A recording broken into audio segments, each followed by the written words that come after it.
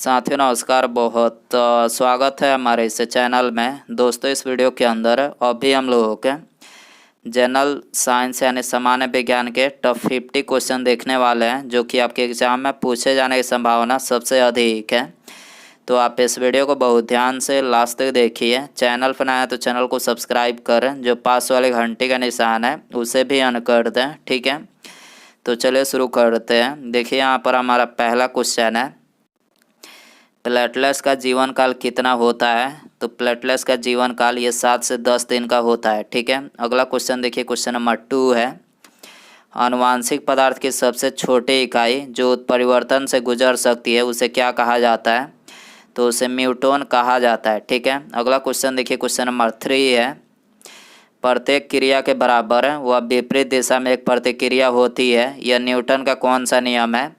तो यह न्यूटन का तीसरा नियम है, ठीक है। अगला क्वेश्चन देखिए, क्वेश्चन नंबर 4 है, कौन सा अंग एट्रोपिन की क्रिया के प्रति अति संवेदनशील होता है। तो ये लार ग्रंथि होता है, ठीक है। अगला क्वेश्चन देखिए, क्वेश्चन नंबर 5 है, केल्विन तापमापी में बर्फ का गलनांक कितना होता है। तो ये 0 केल्विन होता है, ठीक है। अगला क्वेश्चन देखिए, क्वेश्चन नंबर 6 है, प्रेशर कुकर में खाना जल्दी पक जाता है क्योंकि। तो इसका जो कारण है वो है प्रेशर कुकर के अंदर जो है दाब अधिक होता है, ठीक है। अगला क्वेश्चन देखिए, क्वेश्चन नंबर 7 है, मेघ गर्जन वायुमंडल की किस परत में होती है। तो ये होती है क्षोभ मंडल में, ठीक है। अगला क्वेश्चन देखिए, क्वेश्चन नंबर 8 है, डीएनए के आकार को निम्नलिखित में से किस नाम से जाना जाता है। तो डीएनए के आकार को ये डबल हेलिक्स के नाम से जाना जाता है, ठीक है। अगला क्वेश्चन देखिए, क्वेश्चन नंबर 9 है, हड्डियों के अंतर्भाग को क्या हड्डियों के अंतर्भाग में क्या पाया जाता है। तो ये अस्थिमज्जा पाया जाता है, ठीक है। अगला क्वेश्चन देखिए, क्वेश्चन नंबर 10 है, मानव नेत्र का वह रंगीन भाग को क्या कहा जाता है जो यह नियंत्रित करता है कि कितना प्रकाश पुतली माध्यम से गुजरेगा। तो ये है आइरिस, ठीक है। अगला क्वेश्चन देखिए, क्वेश्चन नंबर 11 है, मात्रक क्या है। तो देखिए जो मात्रक है वो मापने के निर्देश मानक को मात्रक कहा जाता है, ठीक है। मात्रक क्या है।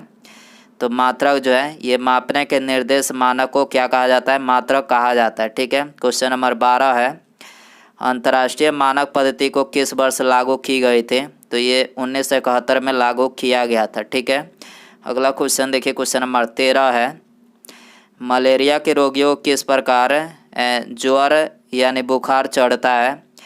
तो ये अंतरायिक ज्वर चढ़ता है, ठीक है। क्वेश्चन नंबर 14 है, जब कोई वस्तु किसी निश्चित अक्ष से चारों तरफ गति करती है तो गति का कौन सा नियम का पालन करती है। तो ये घूर्णन गति का नियम जो है पालन करती है, ठीक है। अगला क्वेश्चन देखिए, क्वेश्चन नंबर 15 है, दाब का मात्रक है। तो देखिए पास्कल जो है ये क्या है, दाब का मात्रक है, ठीक है। क्वेश्चन नंबर 16 है, प्रथम फार्मेसी काउंसिल ऑफ इंडिया किस वर्ष बने थे। तो ये 1949 में बने थे, ठीक है। प्रथम फार्मेसी काउंसिल ऑफ इंडिया किस वर्ष बने थे, 1949 में बने थे, ठीक है। क्वेश्चन नंबर 17 है, सभी आयन से मुक्त जल क्या कहलाता है। तो ये भारी जल कहलाता है। सभी आयन से मुक्त जल क्या कहलाता है, भारी जल कहलाता है, ठीक है। क्वेश्चन नंबर 18 है, प्रोटीन के पाचन में सहायक एंजाइम कौन सा है। तो ट्रिप्सिन है। प्रोटीन के पाचन में सहायक एंजाइम कौन सा है, तो ट्रिप्सिन है, ठीक है। क्वेश्चन नंबर 19 है, मनुष्य के शरीर का सामान्य ताप कितना होता है। तो 37 डिग्री सेल्सियस होता है, ठीक है। फ़ारेनहाइट में कितना होता है। तो 98.6 डिग्री फ़ारेनहाइट होता है, ठीक है। क्वेश्चन नंबर 20 है, बेंचुरीमीटर से क्या ज्ञात किया जाता है। तो जल के प्रवाह की दर को ज्ञात किया जाता है, ठीक है। क्वेश्चन नंबर 21 है, यदि किसी सरल लोलक की लंबाई 4% बढ़ा दी जाए तो उसका आवर्तकाल कितना होगा। तो उसका आवर्तकाल 2% बढ़ जाएगा, ठीक है। क्वेश्चन नंबर 22 है, रेडियो एक्टिवता की खोज किसने की थी। तो हेनरी बेकुरल ने ये रेडियो एक्टिवता की खोज की थी, ठीक है। क्वेश्चन नंबर 23 है, वनस्पति विज्ञान के जनक कौन है। तो थियोफ्रेस्टस जो है ये वनस्पति विज्ञान के जनक है, ठीक है।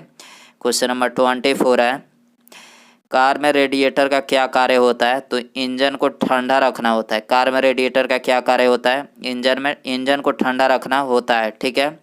क्वेश्चन नंबर 25 है, पदार्थ की कितनी अवस्थाएं होती है? तो पदार्थ की 3 अवस्थाएं होती है, ठोस, द्रव, ठोस और गैस। ठीक है। क्वेश्चन नंबर 26 है, मच्छर भगाने वाली दवाओं में कौन सा सक्रिय रसायन होता है? तो एलिथ्रीन होता है। ठीक है। अगला क्वेश्चन देखिए, क्वेश्चन नंबर 27 है, गतिमान बस के अचानक रुकने पर व्यक्ति का आगे झुकना न्यूटन के किस गति के नियम का पालन करता है? तो ये न्यूटन के गति के प्रथम नियम का पालन करता है। ठीक है। क्वेश्चन नंबर 28 है, प्रत्येक क्रिया के बराबर व विपरीत दिशा में एक प्रतिक्रिया होती है, यह न्यूटन का कौन सा नियम है? तो यह न्यूटन का तीसरा नियम है। ठीक है। क्वेश्चन नंबर 29 है, आज कार्बन डाइऑक्साइड यानी CO2 के उत्सर्जन में सर्वाधिक योगदान करने वाला देश कौन सा है? तो सर्वाधिक योगदान करने वाला देश जो है वो है चाइना। ठीक है। अगला क्वेश्चन देखिए, क्वेश्चन नंबर 30 है, तारे क्यों टिमटिमाते हैं? तो देखिए तारे जो है ये अपवर्तन के कारण टिमटिमाते हैं। ठीक है। क्वेश्चन नंबर 31 है, रडार की कार्यप्रणाली किस सिद्धांत पर आधारित है? तो ये रेडियो तरंगों के परावर्तन के सिद्धांत पर आधारित है। ठीक है। अगला क्वेश्चन देखिए, क्वेश्चन नंबर 32 है, प्रकाश वर्ष होता है। तो देखिए जो प्रकाश वर्ष होता है, एक वर्ष में प्रकाश द्वारा तय की जाने वाली दूरी क्या कहलाता है? तो ये प्रकाश वर्ष कहलाता है। ठीक है। क्वेश्चन नंबर 33 है, समुद्र की गहराई मापने के लिए कौन सा उपकरण प्रयोग में लाया जाता है? तो समुद्र की गहराई मापने के लिए फायदोमीटर जो है उपयोग में लाया जाता है। ठीक है। क्वेश्चन नंबर 34 है, वह काल्पनिक रेखा जो फोकस एवं पोल से गुजरते हुए गोलाकार दर्पण पर पड़ती है, तो वह क्या कहलाती है? तो ये कहलाती है मुख्य अक्ष। ठीक है। क्वेश्चन नंबर 35 है, शीशे यानी लेड के लिमिट टेस्ट के परिणामीय रंग होता है। तो ये बैगनी होता है। ठीक है। शीशा यानी लेड के लिमिट टेस्ट में परिणामीय रंग क्या होता है? तो बैगनी होता है। ठीक है। क्वेश्चन नंबर 36 है, अगर किसी वस्तु का फोकस अवतल दर्पण पर पड़ता है तो उसकी छाया कैसी बनेगी? तो उसकी छाया जो है अनंत बनेगी। ठीक है। क्वेश्चन नंबर 37 है, वह धातु जो अम्ल एवं क्षार के साथ क्रिया करके हाइड्रोजन निकालती है, तो कौन सी धातु है?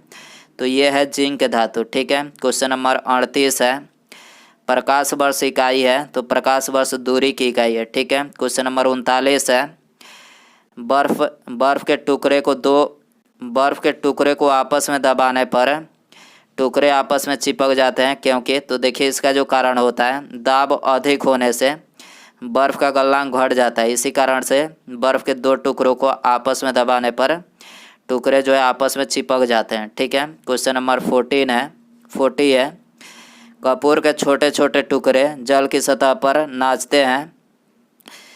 तो देखिए ये पृष्ठ तनाव के कारण नाचते हैं। ठीक है। क्वेश्चन नंबर 41 है, एक ही प्रकार के परमाणु से मिलकर बना पदार्थ क्या कहलाता है? तो ये तत्व कहलाता है। ठीक है। क्वेश्चन नंबर 42 है, जीव विज्ञान शब्द का प्रयोग सर्वप्रथम किसने किया था? तो ये लैमार्क और ट्रेविरेनस ने कब किया था? तो 1802 में किया था। ठीक है। क्वेश्चन नंबर 43 है, कोई कण 1 सेकंड में जितने कंपन करता है उस संख्या को क्या कहा जाता है? तो उस संख्या को आवृत्ति कहा जाता है। ठीक है। क्वेश्चन नंबर 44 है, चमगादड़ अंधेरे में उड़ते हैं क्योंकि? तो देखिए चमगादड़ जो होते हैं ये प्राश्रव्य तरंगे उत्पन्न करते हैं और उसी की मदद से अंधेरे में उड़ते हैं। ठीक है। अगला क्वेश्चन देखिए, क्वेश्चन नंबर 45 है, उन देशों में जहाँ के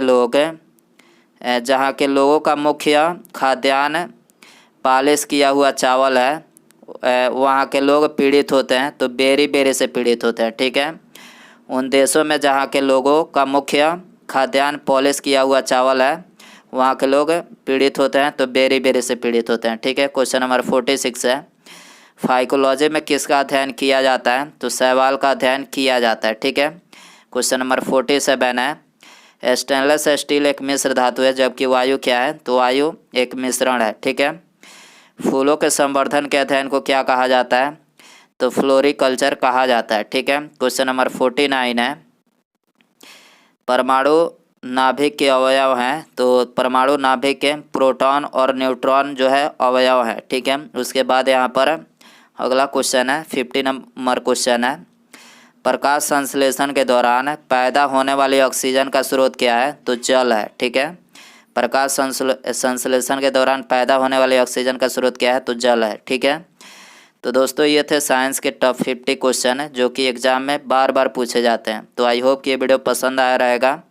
पसंद आया तो वीडियो को एक लाइक ज़रूर करें। चैनल पर आया तो चैनल को सब्सक्राइब करें, जो पास वाले घंटे का निशान है इसे भी ऑन कर दें। ठीक है, मिलते हैं अगले वीडियो में। Thanks for watching.